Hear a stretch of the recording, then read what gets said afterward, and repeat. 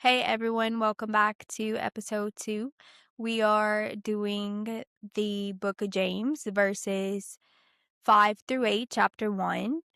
And he says, if any of you lacks wisdom, ask God, who gives generously to all without finding fault, and it will be given to you. But when you ask, you must believe and not doubt, because the one who doubts is like a wave of the sea, blown and tossed by the wind. That person should not receive anything from the Lord. Such a person is double minded and unstable in all they do. Okay, so we're going to walk through all of this together. One thing to notice in verse 5 is James doesn't say ask God for relief. He doesn't say ask God for an explanation. He just says ask God for wisdom. I feel like it's because wisdom is not a small axe. Wisdom is everything. Think about it. In 1 Kings chapter 3, God appeared to Solomon in his dream and he asks, what do you want? Solomon was a new king. He could have asked for wealth, power, and even have asked for the defeat of his enemies. But Solomon said, give your servant a discerning heart to govern your people and to distinguish between right and wrong. He asked for wisdom, and God was so moved by that request that he gave Solomon wisdom. And even Jesus referenced Solomon in Matthew 12, which tells you everything about the weight that wisdom carries. Solomon didn't ask for a way out of difficulty. He asked for the ability to see clearly through it. And that's what exactly James is trying to point us through. Because wisdom and knowledge are not the same. Wisdom is knowing what to do with what you're carrying. Knowledge says, I know trials produce something good, but wisdom says, I can see what God is producing right now in this situation that my flesh cannot see on its own. They have a psychiatrist, his name is Viktor Frankl, and he survived the Holocaust. And he said, when we are no longer able to change a situation, we are challenged to change ourselves. Now, Frankl wasn't writing theology, but James was writing exactly that. The trial isn't always the thing that needs to change. Sometimes it's the lens you're looking through. And then we see how James describes God in the verse. He gives generously to all without finding fault. That means when you come to God barely holding it together, when your prayer sounds more like an accusation than a request, He's not looking at you like you should have had this figured out already. The door is open. The generosity is already there. There is no version of you too messy to act. And then we see in verse 6, it says, but when you ask, you must believe and not doubt. And before you read doubt, here as having questions or feeling overwhelmed or needing clarity. Don't. The Greek word James used for doubt, it means divided. It means to be divided, act of division. One part of you reaching toward God and the other part is still holding the reins. And here's what that actually looks like in real life. It's praying and then immediately picking up your phone, looking for a solution for yourself.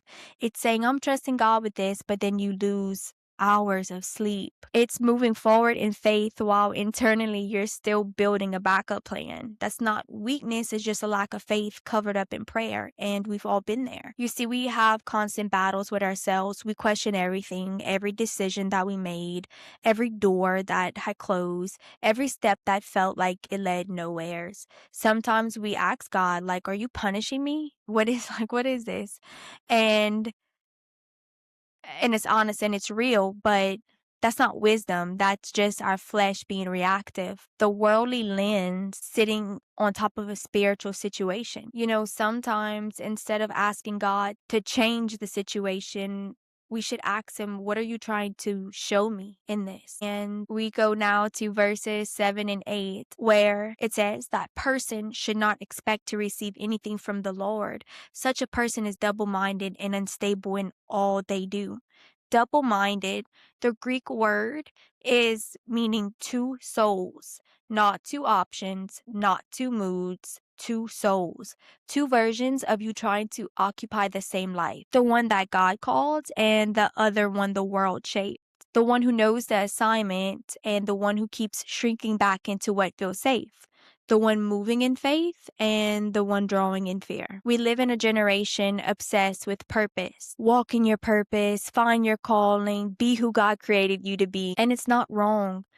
But somewhere along the way, the pursuit of purpose became another thing exhausting us, because we're not just carrying the weight of a trial, we're carrying the weight of who we're supposed to become, while trying to be who everyone else expects us to be. There's actually a concept, and it's called identity foreclosure. It's when a person adopts an identity, not because they genuinely discovered who they are, but because external pressure decided it for them. Family, culture, expectation, the fear of rejection.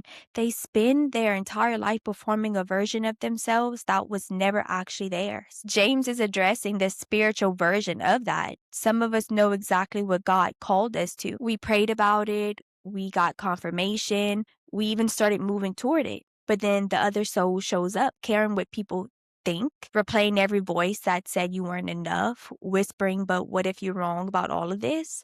It's worry, fear, and doubt. Not because you don't believe God, but because you're trying to carry two identities at the same time. And you can't do that. It's like, picture yourself doing tug of war, two teams pulling in two opposite directions, right? With everything they have. Now, I want you to picture you're the rope.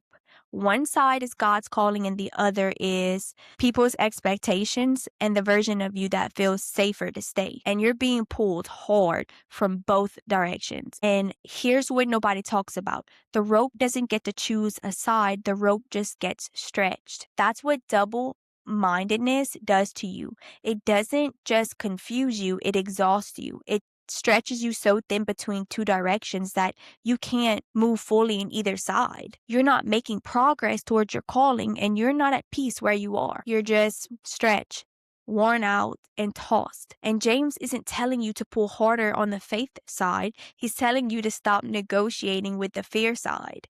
Drop the rope, not because the fear side isn't loud, but because it was never supposed to have your hands. And that word unstable, in Greek, it means staggering, like someone who can't walk a straight line. James isn't talking about your spiritual life. He says unstable in all their ways. Your decisions, your peace, your relationships, the ability to receive from God, it all staggers when you're still being pulled in two directions. You cannot walk a straight line when you're pulling against yourself. And that's exactly why James gives us the image of the wave, driven by wind, tossed around, no consistent direction. James' audience lived near the Mediterranean Sea. They knew these weren't gentle, predictable waves. These were chaotic ones. Whatever force hits hardest, that's where the wave goes. Your anxiety hits, you go that direction. Someone's opinion hits, you go that direction. Fear hits, you go that direction. You're not weak, you're just unanchored. And here's what's important: the anchor was never meant to stop the waves, it was meant to keep you from being moved by them. That's the difference. So what does James actually want from us? He wants a settled decision, not a feeling. That's single-minded faith. Not a faith that never feels afraid, but a faith that has already decided regardless what the fear says. Solomon didn't wait until he felt wise enough to ask for it. He simply asked and God provided. James is extending you the same invitation.